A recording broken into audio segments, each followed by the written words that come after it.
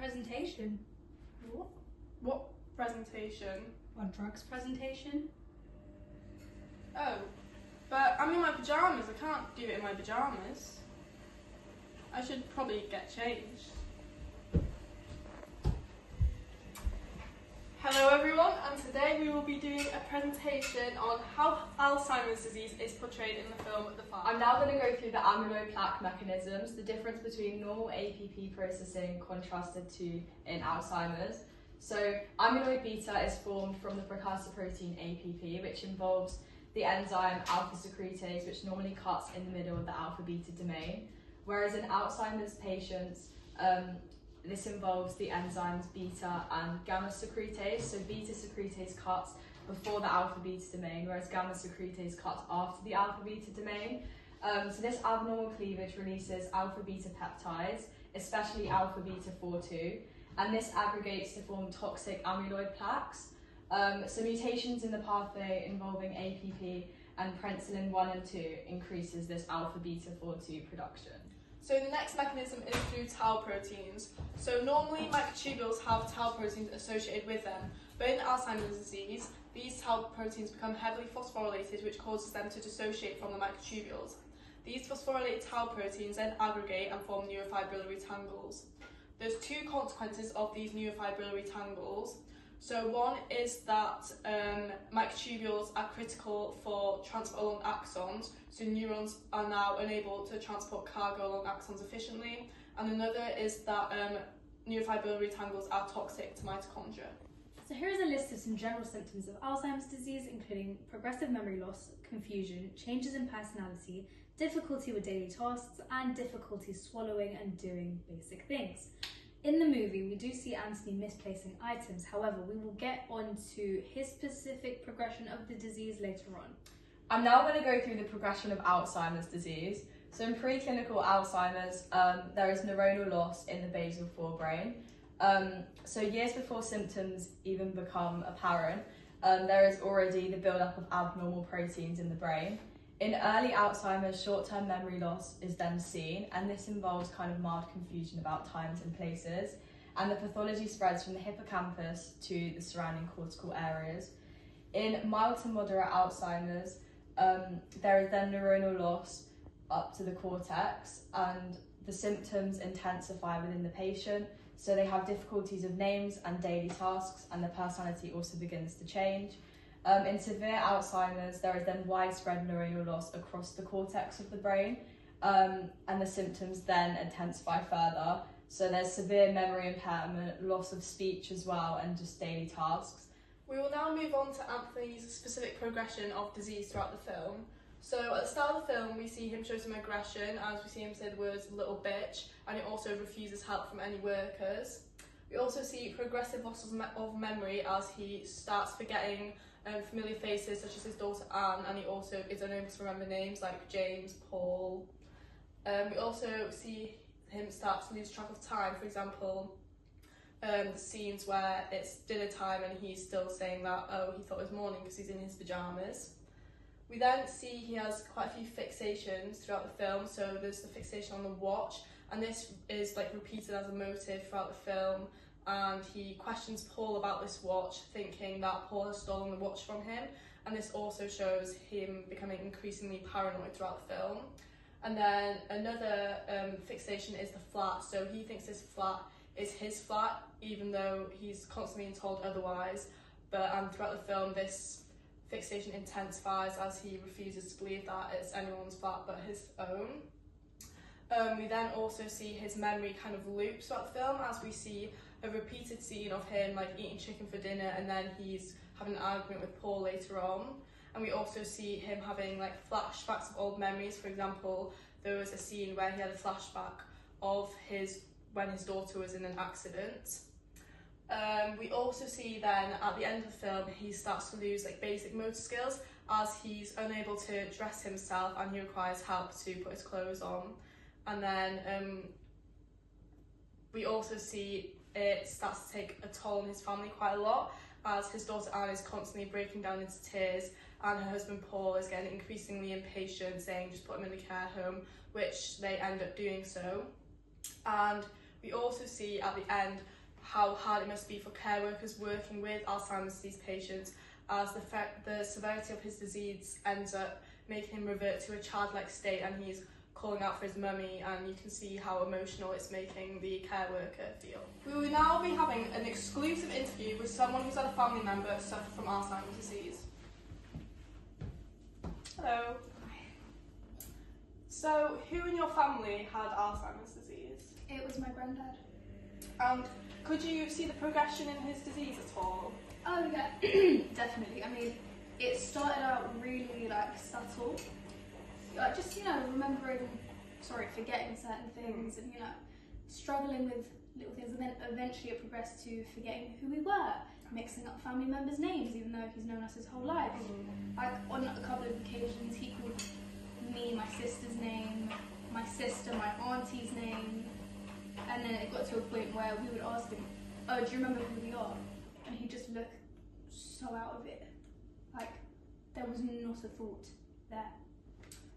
How did that make you feel? Like, did that hurt your feelings at all? Like, what was going through your head? Like, it was emotional, to be honest, because it's like you are hurt by it, but you know that like they can't help it. It's not their fault. Exactly.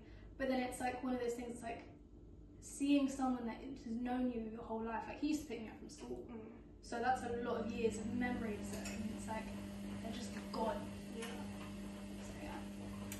Could you see it affect your family? Like, how did your family and your parents? Because obviously, that's his father or your whatever. Yeah, no, it was a lot, because it got to a point where that part of the disease where they can't function by themselves. Yeah. So it would be the point where he would have to stay at my uncle's house, and it was like you're managing your own life and your own job and your own kids, but also having to be a caretaker for someone else, and it's a lot. Like having to wake up at 6 a.m. to take someone to the toilet. Yeah. And it's like all these basic little things, and then eventually it got to a point where he just had to be in care. Yeah. We didn't want to do it, and it hurt, but it was the only way. What did you think of the care home when you visited it? Did you think it was like a nice environment for them to be in? No? What was bad about it? I think it was just the aspect of knowing he was alone in there. Yeah. And even though it was weird to see, because and you could just tell he did not want to be there, even though he didn't really know what was going on. It was you could just tell he wanted to be at home, he wanted to be with family. In the places he was familiar with. Yeah. Did he ever reminisce old times, old memories, anything like that? I think so, yeah. It's hard to say. Yeah. And how long ago was this for you now? So he passed away in 2023. So actually experiencing it now was 3 to 5 years ago. Quite a long time. And after he passed away, did you think it's better off, he's now not suffering anymore, or was it you were still, but obviously still really hurt by it? A mixture. I personally never got to say goodbye, so I think that's the part that kind of hurt. Yeah. But I knew how much pain he was in. I knew how horrible that was, and not being able to grasp who you are and the people that love and care about you. It's you are just better off.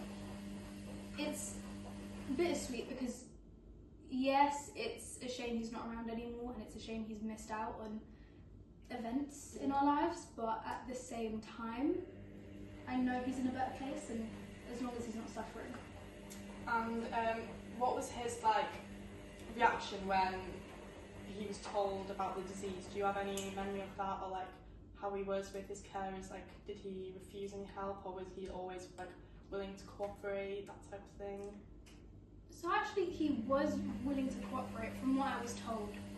He was willing to cooperate, but he did complain about being there. He would constantly ask where's, and then it would just be one of his kids' names, whether it was my mum or my auntie or my uncle, just where are they? Yeah. Well, it was really nice having you to talk to today, and we hope it gave our viewers some insight of how Alzheimer's disease affects family members. Yep. So now we're going to play a little game of Guess Who. So, could you try and tell me which one of these ladies is Anne? The one on the left? No, the one on the right. Wrong! They're both Anne. Try again. Which one of these men is Paul? The one on the right. No, the one on the left. Wrong again. They're both Paul. So, to explain this, the people on the left side of the slide are actually Anne, his daughter, and Paul, her husband. However, the people on the right side are his caretakers, Catherine and Bill. Catherine and Bill are people that take care of him at the care home who end up integrating into his memory and into his daily life, and he confuses them for Anne and Paul. Where's my daughter? Oh, I think she just went out shopping. Oh, sorry, I just went out to get food shopping. Where's my daughter? Oh, she just went shopping. She said she'll be back in a minute. Hi Mum, sorry, I just went to get a few bits, don't worry. Who are you? What? Who are you? I'm your daughter. No, you're not. Yes, I am. This is my place, like, you're staying with me. Mum, like, No, this is my place. you remember me? No. Don't touch me. So what you just saw was an example of how people with Alzheimer's experience the world. Even though in both clips that was my daughter, the fact that they're represented by two different people shows the fact that people with Alzheimer's disease can experience the same person as two completely different people. And that explains why they forget names, faces, and can behave differently on different days towards the same person. In the film, we see Anthony take a little blue pill that requires multiple doses throughout the day. However, in the movie, they never specify what his exact medication is. But there's a few it could be, depending on the severity of the disease. So one of the primary causes of Alzheimer's disease is the loss of cholinergic neurons in the basal forebrain. This means it's one of the few drug targets available to treat some of the symptoms. This uses cholinesterase inhibitors, which prevents the breakdown of acetylcholine when a patient has mild to moderate Alzheimer's disease. So some examples of those cholinesterase inhibitors are donepezil, rivastigmine, and galantamine. And as the disease progresses, medication can change. So memantine is used with moderate to severe Alzheimer's disease and is an NMDA antagonist, which means it's an uncompetitive blocker of NMDAR. And in some cases, antipsychotics can also be used to treat changes in personality and help aggressive behaviours. So some examples of that would be risperidone and haloperidol. However, they can be extremely sedating and can cause premature stroke in patients, which leads to death. There's quite a few drugs that are in trial for use in Alzheimer's disease, so I'm going to go through some of them now. So lecanemab, it's an antibody that targets soluble amyloid beta oligomers, and it's given as intravenous infusion, and clinical trials have shown that it slows cognitive and functional decline compared to a placebo. And this was actually approved in August of 2024, but NICE says no, as the benefits do not outweigh the costs and the side effects. There's also some drugs that are used to treat type 2 diabetes that are also in trial for use in Alzheimer's disease. And it's also been shown that NSAIDs can lower the risk of Alzheimer's disease, but trials on this have shown that they do more harm than good. So now we're going to get into the audience perspective of what it was like to watch the movie. So, watching the movie, we get to experience what it's like to have Alzheimer's firsthand and watch that deterioration alongside Anthony and his family throughout.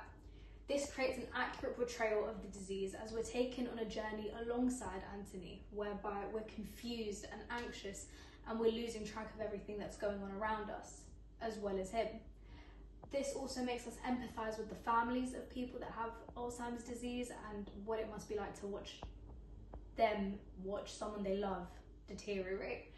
And this created an emotional ending which does in fact reflect the real life experiences of people that know someone with it, which means that the use of Alzheimer's disease in this case was legitimate. What we've already gone through, we say that Alzheimer's has been portrayed accurately, although these are some improvements that we think based on a biomed perspective. So there's no actual drug names listed in the film, so therefore this does not allow the viewer to see how Alzheimer's disease is managed.